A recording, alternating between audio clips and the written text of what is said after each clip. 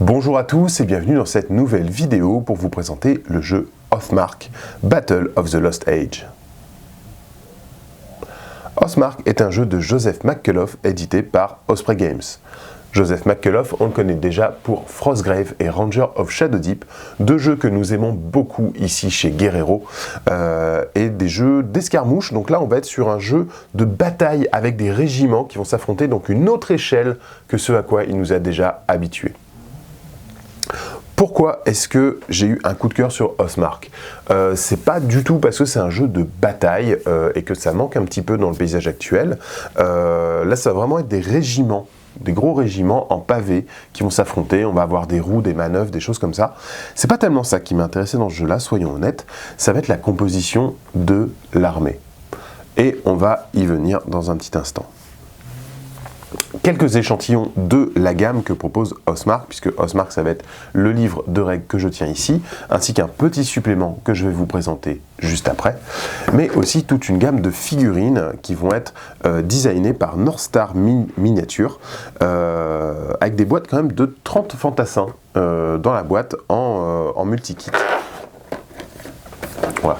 Donc c'est déjà la qualité qu'on connaît chez North Star, notamment sur toutes les gammes Frostgrave, donc des corps de fantassins qu'on va agrémenter de têtes et d'équipements et qui vont permettre d'avoir de la variété et d'avoir en même temps du nombre sur une qualité qui est somme toute très sympa.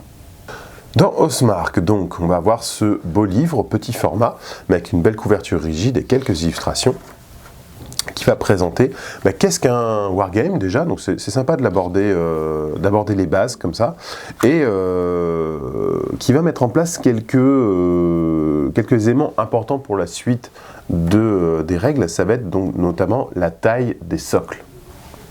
On va être sur un jeu à socle carré, puisqu'on va faire des régiments, et les régiments vont toujours faire 5 figurines de front pour de l'infanterie ou de la cavalerie. Donc on va recruter tout simplement des unités. L'unité aura un officier, qui va être en fait le centre de l'unité. On va le mettre au milieu du premier rang, avec 2 guerriers de part et d'autre.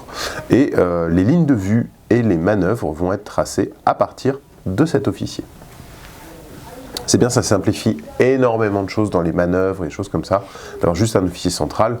Et au niveau figurine et modélisme, à vous de vous faire un perso un peu sympa au milieu de votre unité de fantassins.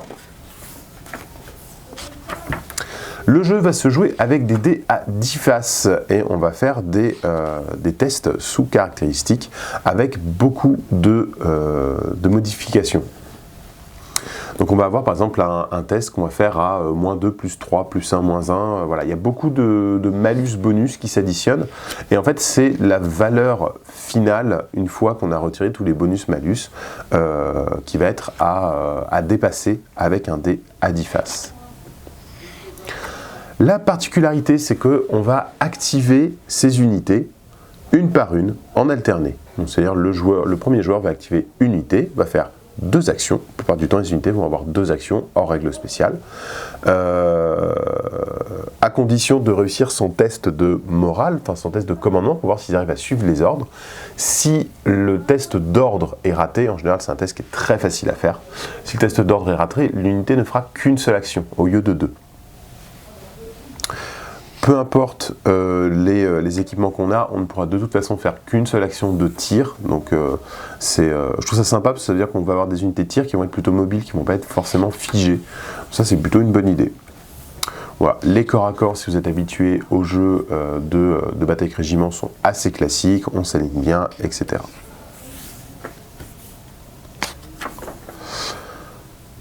Donc jusque là, à part le fait que ça joue avec des D10, c'est quand même assez classique dans son déroulement. On va avoir une valeur, on prend sa valeur, on soustrait la valeur adverse, on ajoute les bonus, on soustrait les malus, ça nous donne un score à atteindre, et on voit si on arrive à l'atteindre avec les dés. Donc hyper classique, ça, il n'y a pas de souci.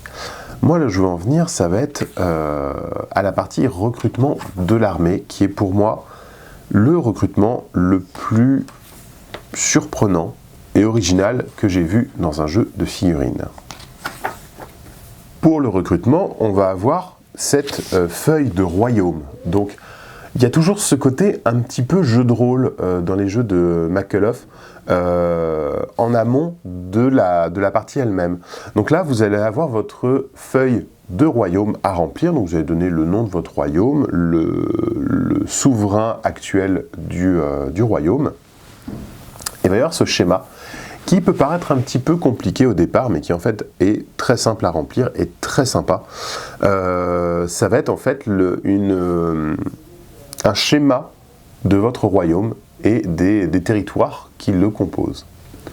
Donc on va commencer par le centre, ça va être votre capitale. Alors là, on va choisir en fait quel peuple dirige, quelle est votre capitale en fait. Selon si vous avez une capitale humaine, naine, elfe ou quoi, vous n'allez pas avoir accès à la même chose. Voilà, donc vous allez choisir une cité. Donc il y a donc il y a les nains, les humains, les elfes, les orques et gobelins et les non alignés. Vous choisissez votre capitale qui va vous donner des bonus. Alors on peut voir ici par exemple, si je décide d'avoir une cité naine, je vais avoir accès pour la création de ma liste d'armée au recrutement du roi nain, du prince nain et du général nain. J'aurai aussi accès à 2 capitaines nains, un champion nain, un sorcier niveau 1 ou 2 nain,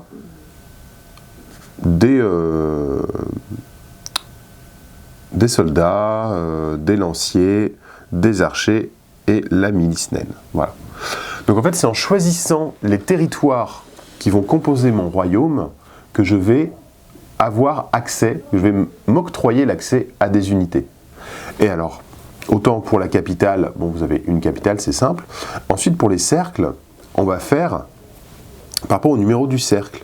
Donc par exemple, le cercle numéro 2, on va pouvoir mettre des numéros 2 des territoires liés à votre capitale. Donc par exemple, si je choisis une capitale naine, je vais pouvoir en 2, je vais avoir des forges, des passes montagneuses, des lumberyards, voilà, des choses comme ça, qui vont à chaque fois me débloquer de nouveaux types d'unités. Ou alors, je peux descendre de 1 la valeur du territoire pour chercher un territoire de rang 1 dans d'autres peuples. Donc je peux dire par exemple, je vais avoir une capitale naine, et puis dans la première couronne, je vais avoir des forges qui vont donner accès à un autre champion nain, à une autre unité de warrior et une autre unité de linebreaker. Et en deuxième, je vais me faire une ville orque, par exemple. Voilà, ville orque qui va me donner... Alors je n'aurai pas accès au king, au prince et au général, parce que je ne peux avoir que si c'est ma capitale. Par contre, j'aurai accès du coup à des capitaines orques, des champions orques et des unités de base orques. Ensuite, on va avoir une couronne de 3 éléments. Donc là, on va pouvoir mettre des rangs 3 de notre capitale ou des rangs 2 d'un autre tableau. Donc par exemple, je vais pouvoir dire, je vais prendre une forêt elfe qui va me donner accès à des rangers et des pathfinder elfes. Et puis après, il y a le rang 4 et le rang 5, etc. Donc on va pouvoir construire comme ça son domaine, son royaume, et ça va nous donner en fait les accès aux unités dans notre liste d'armée. Donc il y a 2 façons de le faire, soit j'ai envie d'avoir cette unité, quel territoire je dois mettre, soit le territoire qui me font envie pour pouvoir avoir un petit peu d'accès à plusieurs trucs comme ça dans les unités. Je trouve ça complètement fou en fait comme façon de procéder pour un jeu de bataille d'armée. Je trouve ça hyper intéressant et c'est très sympa parce que par exemple si je me dis ouais j'ai envie de jouer nain mais j'ai pas envie d'avoir des catapultes, ça m'intéresse pas du tout d'avoir des catapultes en nain, et je vais pas prendre de lumberyard. Mais à la place, du coup, je vais peut-être pouvoir mettre des plaines qui vont me donner accès à la cavalerie humaine. Voilà. Donc il y a ce petit côté comme ça où on va vraiment créer son royaume et ça raconte tout de suite une histoire. Parce qu'on a envie de justifier que sa capitale naine, elle est avec une ville orque et une forêt elfe. Voilà. Et du coup, ça va tout de suite raconter une histoire. Et surtout, ça ne contraint pas à jouer un peuple uniquement. On va jouer un royaume, donc il va être beaucoup plus riche, beaucoup plus intéressant narrativement que seulement un peuple. On va jouer un royaume qui va exister par la présence de plusieurs peuples au sein du même royaume, qui sont voisins, qui font cause commune et qui vivent en bonne harmonie, j'ai envie de dire. Ou alors, effectivement, on a envie de jouer un royaume exclusif avec un seul peuple, c'est aussi faisable. Il n'y a rien dans les règles qui vous en empêche. Voilà. Donc moi j'ai trouvé ça absolument formidable. C'est vraiment une super bonne idée et ça donne envie de jouer, même si moi je suis plus très jeu de bataille, je vous avoue, je suis plutôt escarmouche. Ce genre de petit gimmick qui permet de révolutionner un petit peu les habitudes qu'on a dans le milieu, et ben moi ça me donne envie d'y jouer clairement. Et comme je vous disais, c'est un jeu où la part de narration est très importante, comme dans la plupart des jeux de Makelov de toute façon. Et du coup, évidemment, il y a un système de campagne, puisque le but va être de jouer comme ça à travers plusieurs parties et développer encore une fois l'histoire de son armée, développer l'historique, le contexte narratif de notre royaume, quoi. Donc j'aime beaucoup l'implication de demander aux joueurs en fait dans la constitution de sa liste d'armées et dans les batailles. C'est-à-dire par exemple, quand je vais constituer ma fiche de royaume, peut-être qu'il y a des trucs que je vais mettre un peu au pif parce que de toute façon j'ai déjà toutes les unités que je voulais, j'ai déjà accès aux unités comme j'en avais envie. Mais plus tard, en mode campagne, je me rends compte que en fait ouais, ça aurait été bien d'annexer une forêt parce que finalement je rajouterais bien des rangers à elfes ou un truc comme ça. Donc c'est très sympa, j'aime beaucoup ça. Voilà, c'est là où on est dans quelque chose qui est plus que un jeu dans lequel on va faire des batailles. Voilà. C'est-à-dire que quand je vais me retrouver avec des copains et on va jouer une partie de Ostmark, on va pas juste s'affronter, compter les points, savoir qui a gagné. Ça va vraiment raconter une histoire, parce que ça va participer à l'histoire de notre royaume à chacun. On a été obligé au début de partie de s'impliquer et le fait de mettre comme ça des territoires en relation les uns avec les autres, génère automatiquement une forme de narration, ne serait-ce que, comme je disais, à se justifier de mettre des orques avec des nains, par exemple, un truc qu'on n'a pas forcément l'habitude de voir. Voilà, donc c'est quelque chose que je trouve vraiment très très chouette, et en plus de ça, le jeu au niveau de ses règles et de sa mécanique est très fluide, très propre. Il y a un maximum d'écriture a été fait pour ne pas tomber sur des cas particuliers ou des trucs qui pourraient gâcher un peu le plaisir de jeu. Donc là c'est vraiment un objet qui est hyper agréable, hyper propre, très proche des jeux historiques un peu, mais avec ce côté création de royaume que moi je trouve vraiment formidable. Et donc il y a ce supplément Battlesworn pour Ostmark qui va être un petit livret vous proposant d'ajouter quelques règles à votre jeu Ostmark. Notamment il va y avoir une règle pour des unités d'élite. Donc si vous jouez en mode campagne, qui est tout l'intérêt du jeu, vous allez gagner des honneurs de bataille. En fait vos unités vont pouvoir évoluer, gagner en expérience, devenir de plus en plus forts, et la perte de ces unités aura aussi de l'influence, et le fait de tuer ces unités pour l'adversaire rapportera plus de gloire que si c'était une unité débutante, quoi. Une unité qui va un peu se forger un nom au fil des batailles. Il va aussi y avoir des nouveaux profils, des profils d'ingénieurs pour tous les peuples. Voilà, donc l'ingénieur qui va être un nouveau type d'unité. Et des règles de bateaux, avec des assauts maritimes, des débarquements, des attaques fluviales, des trucs comme ça. Donc c'est très très sympa. Voilà, encore une fois, comment rajouter encore un peu plus de narratif dans un jeu qui en a déjà pas mal. C'est vrai que ce genre de petites règles, ça donne envie, quoi. C'est-à-dire que j'ai pas forcément pensé à me dire « Ah, j'ai envie de faire un assaut, une attaque de port ou un assaut fluvial, un truc comme ça. » Mais en fait, le fait que les règles soient là, je me dis « Hey, j'ai envie d'essayer. » J'ai envie de faire le truc.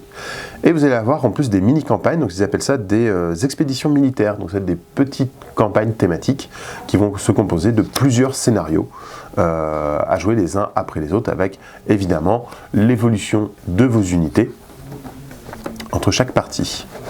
Voilà pour le jeu Ostmark, un jeu que on a beaucoup aimé chez Guerrero et qui a vraiment une petite touche comme ça narrative que d'autres n'ont pas, que des jeux de bataille à formation avec des régiments qui font des roues, des manœuvres et tout vous proposeront pas forcément, et aussi quelque chose qui est un peu la signature de Makelov en fait, qui va être la liberté de création, la liberté de recrutement. Vous faites ce que vous voulez. Vous avez envie de jouer des elfes avec des nains, vous pouvez, des humains avec des orques, des elfes avec des orques ou des gobelins. Voilà, vous mélangez comme vous en avez envie. Il y a un système qui est fait pour ça, il y a une écriture dans les règles qui a prévu ça. Et tout simplement, vous donnez accès à des elfes et des orques et des nains, c'est cool, mais en même temps, vous fermez d'autres portes en faisant ça. Donc c'est aussi des choix, et j'aime beaucoup quand finalement le choix, l'équilibre un peu, va être dans le choix du joueur. C'est-à-dire que oui, il y a ça qui est fort, il y a ça aussi qui est fort, je ne peux pas prendre les deux, mais je peux prendre celui que je veux. Voilà. Donc voilà, Housemarque, le petit jeu à suivre, j'ai envie de dire. Moi en tout cas, il m'a pas mal fait de l'œil, et je pense que je vais essayer de me monter une petite armée ou voir ce que j'ai déjà en figurine pour jouer à Housemarque. C'est ça aussi qui est pratique. Le socle de 25 mm carré, c'est traditionnel. On a déjà plein de jeux avec ça, donc on doit pouvoir s'arranger pour jouer les figurines qu'on a déjà. J'espère que cette vidéo vous aura plu, et je vous dis à très bientôt pour une nouvelle vidéo, et en attendant, jouez bien!